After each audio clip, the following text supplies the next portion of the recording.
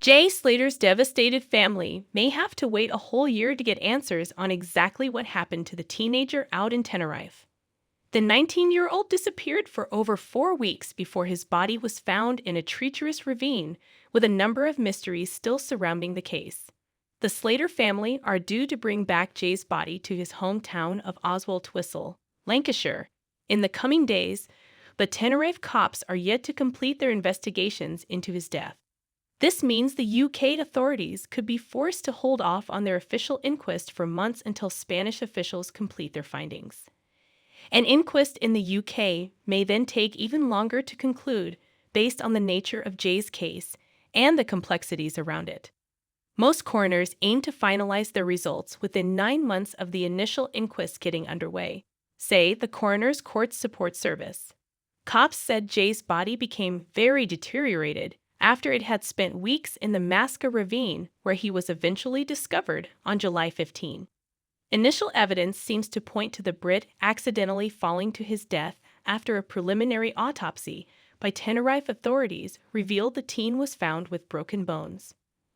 Mum Debbie Duncan and the rest of Jay's family are said to have found a sense of comfort after hearing he likely died instantly from the fall rather than suffered for days.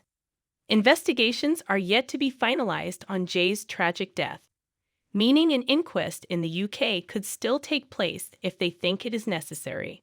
The family's wishes will also be considered when deciding on if an inquest in the UK is needed.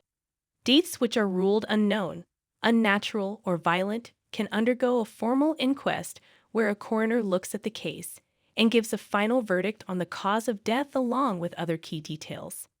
This is needed in order for a final death certificate to be produced. Several questions are yet to be answered in the case, including why Jay walked across the clearly dangerous terrain alone and why he spent the night at a secluded inn away from his pals.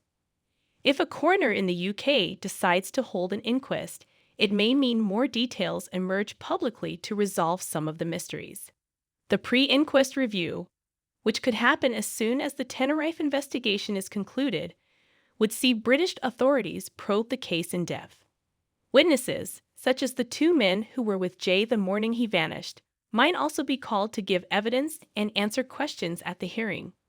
One of the men, Ayub Qasim, has already spoke with investigators about the hours leading up to Jay's disappearance, but the second man is reportedly yet to comment. The people potentially asked to speak at the hearing are not obliged to respond. Jay's family have been looking for answers ever since they flew out to Tenerife to help look for the Brit back in June. An inquest would help them find closure, as they would also be able to ask any questions they may still have.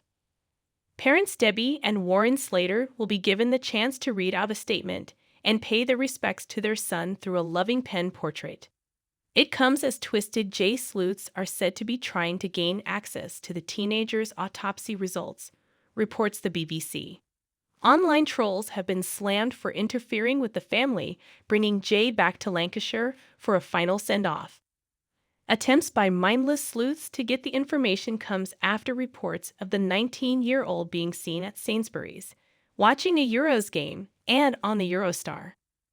Vile trolls even dared to send hoax ransom demands to the teen's devastated family, claiming to be holding Jay hostage at the start of the hunt. Debbie, Warren, and brother Zach are now preparing to make the final tragic journey home to the UK with Jay's body. The cost of bringing him back is due to be covered by the GoFundMe set up by pal Lucy May Law in the days after Jay first vanished. The fundraiser has skyrocketed past £70,000 with more than 5,600 donations. It reached £60,000 in an outpouring of support in the days after Jay's body was found and has continued to rise ever since. Debbie announced in a heartfelt statement via the fundraiser, "We want to give our boy the send-off he deserves." Web bullies have criticized Debbie and other members of the family for encouraging people to donate to the page even after Jay was found. In a statement released on Thursday on the Get Jay Slater Home GoFundMe page, Debbie said, "Hello everyone. Thank you for all of your kindness, support, and condolences in light of the tragic news that Jay's body has been found. We are overwhelmed with grief and are so grateful for your support. Debbie, Warren and brother Zach are now preparing to make the final tragic journey home to the UK with Jay's body. The cost of bringing him back is due to be covered by the GoFundMe set up by pal Lucy May Law in the days after Jay first vanished.